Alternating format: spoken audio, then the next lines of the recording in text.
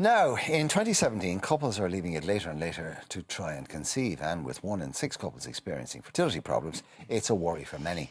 They're not really leaving it later, it's just happening later. That's the way of things. A healthy lifestyle, a balanced diet and exercise are all important when trying for a baby, but there are some other things that men can do to improve their fertility. Joining me on the sofa now is consultant nutritionist Gay Godkin and James Doherty, who's been writing on his website, Scantily Dad, all about his fertility battle. Viewers might remember that James joined us on the show last month with his partner and the most beautiful kids in the world. So a happy result there eventually, but you had a long road to get there in the end. Good morning, James. And good morning, Gay. Both very welcome back. Gay, I was just saying to you, there's a piece in the papers this morning, it's in all of the news, and it's in relation to male fertility, and saying, just like women, when men get older, over 40, their fertility is affected very negatively. And the focus has always been on women. It's always been about egg health and on how your womb is and your ability to carry a child. But now we're realising, obviously, it takes two to tango, that men's fertility is just as important in the equation. Well, look, the statistics are not great when it comes to men. It's 35% of all fertility issues is down to the boys now, and unfortunately it's increasing. The good news around that is that it is purely diet and lifestyle. And really? Absolutely. Wow. Well, look, there's never going to be a pill to improve sperm. It's not possible. There is no medication out there. So the only way that you can actually deal with this is look at what's happening in the diet and what's happening in the lifestyle. And can you make a radical difference? Absolutely. Yeah. Yeah, absolutely. I mean, I've seen people for fertility nutrition. I've seen guys who've come, you know, poor mobility, low motility and DNA fragmentation.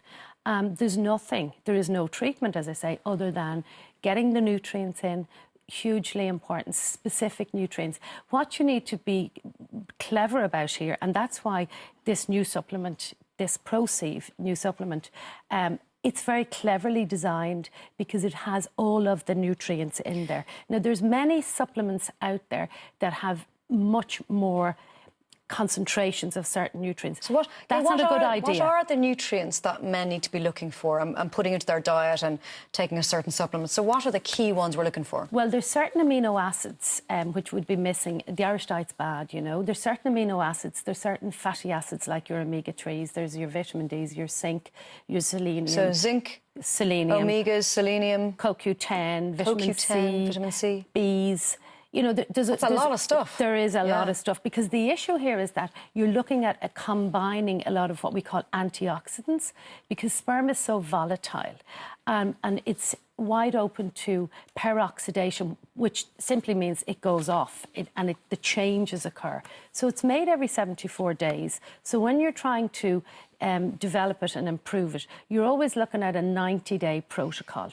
So it is about getting in the nutrients. Like, for example, a lovely study came out recently from Harvard looking at the effect of processed meat. So processed meat is detrimental to sperm health. Wow. So therefore you need to get the right fatty acids in there. It's not great for all health in general. Too much of it, yeah. It's interesting. Yeah. Interesting enough, there's a huge gender difference in terms of how we approach this. Women who are having problems with fertility or want to have children are very open about it. They go on crusades to do something about it. Men who have problems with that go into denial or pretend it's not happening. They certainly don't talk about it. It's not kind of like they're not down the pub going, "Oh God, I'm having a problem with my motility." Or am I wrong, James? No, you're absolutely right.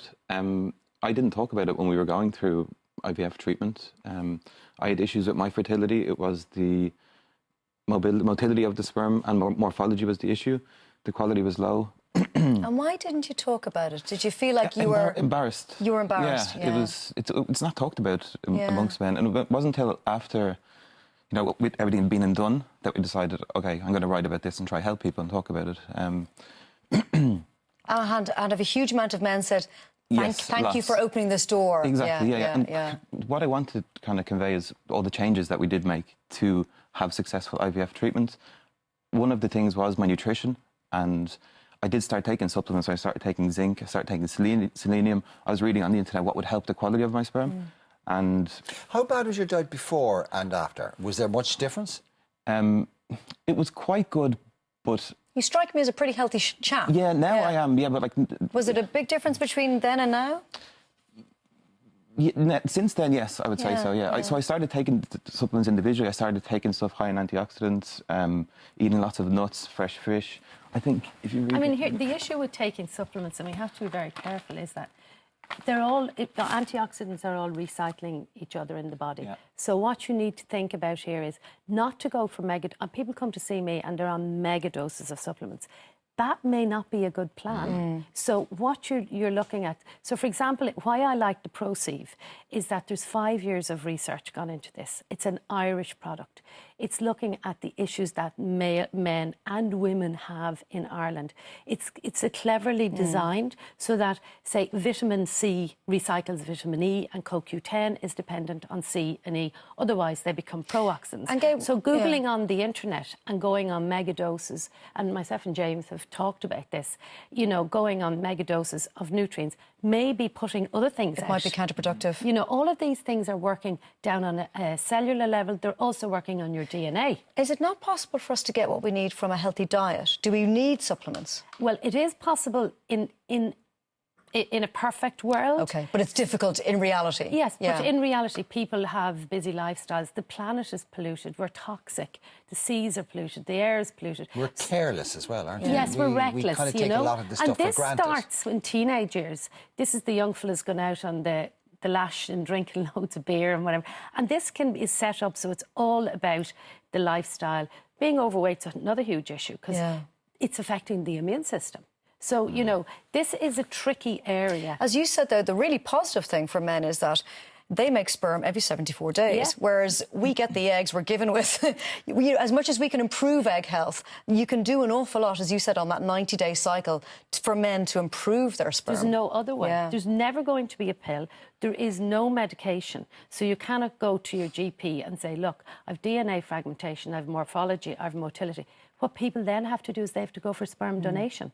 So there's a huge amount of couples who may have to resort to egg donation or sperm donation to have that desired baby. We should say as well, though, if people are taking IVF or they're going for fertility treatment, don't just be hoofing supplements into yourself. Check with your doctor. And if you are struggling to conceive, that's your first port of call, you know. James, you obviously went through a whole series of tests. And I'm just wondering... I don't know what the baseline or how these are calibrated, but where were you when you were tested initially, and then how much did it improve by, for example, changing your lifestyle, nutrition, etc.? Yeah, I went. They say health. There's ABC kind of healthy sperm. A is the strongest, B is the middle strongest, C is the weakest. I think you have to have 25% A, 25% B to consider your sperm healthy or fertile. Initially I had 0. When I started. So on a scale of 1 to 10, you would have been at the bottom? I was at the bottom, yeah. Wow. So before our last IVF treatment, I changed everything. I changed my diet, started taking the supplements, I did everything. Acupuncture, meditation, holistic stuff. It didn't actually work for you because you used in vitro in the end, didn't you? The third time it did work, it was... But as in the lifestyle changes weren't helping, so you had to go for IVF? Yeah, and I did. After the 2 failed IVF treatments, I made changes then to just complete changes to my life. And then the third time I did, for the third try, my sperm had gone from 0 to 13%. Wow. Which is... That's a big leap, isn't it? It's a big leap. Yeah. So, like, that's why I'm trying to promote for people to get themselves in the right shape, take supplements. That's a huge increase from 0 to 13%. So that shows you really can make a difference with your lifestyle, with your nutrition, with your supplements. Yeah, and now we have twins, as you've seen, they were on here before, 2 beautiful little twins. So, like, it's... There they are. They're absolutely different. Slightly bigger than that now. They are, yeah. But... OK, well, listen, we're going to have to leave it at that. But it just goes to show you, people think that you have to spend thousands on this very is big complex... business, and it's very, very... And if you're going to go to a fertility clinic and you're going to, They're going to tell you to do something like this anyway, Gay, aren't they? Well, this is an emerging area, and I mean, I've worked out with Sims, and I know, it's an emerging area. Unfortunately, which means some people will take advantage, so be careful. Qualified in nutrition. So, this is an area that, we need to bed down more, and the studies are coming out, and it's better. But I would just caution people on taking single supplements on their own in megadose. Like, this is perfect if you are trying to conceive. You need to take it probably 3 to 6 months beforehand. Even if you think there's not going to be an issue, it's won't do any harm. No, won't do any harm, you know. So it's We're going to a have to really leave it good. there. Thank you both very much indeed. By the way, just for anybody who's interested in the male perspective on this, James got a great, it's a great blog, and yeah. it's got a great title, I have to say, Scantily Dad.